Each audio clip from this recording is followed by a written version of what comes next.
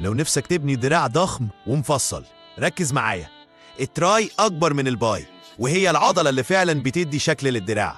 في الفيديو ده هوريك أقوى التمارين اللي بتستهدف كل رؤوس التراي عشان تضمن ضخامة وشكل مرسوم. أنا كوتش محمد وأنا هنا عشان أساعدك. بس قبل ما نبدأ اضغط لايك واشترك في القناة وفعل الجرس، ويلا بينا نبدأ.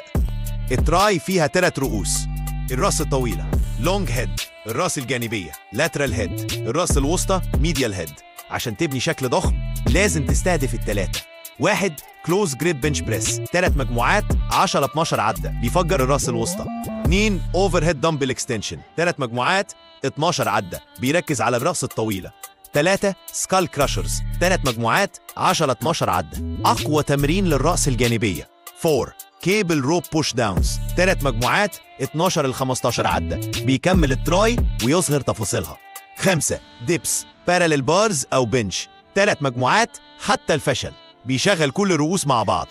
بعد كده البرنامج ده لو لعبته مرتين في الأسبوع بالعدات والمجاميع دي هتشوف فرق رهيب في دراعك خلال شهر واحد.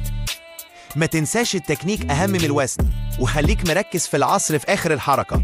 لو استفدت من الفيديو دوس لايك واشترك في القناة، وشارك الفيديو مع صاحبك اللي عايز يبني تراي ضخمة. استنوني في الفيديو الجاي يلا يا وحوش.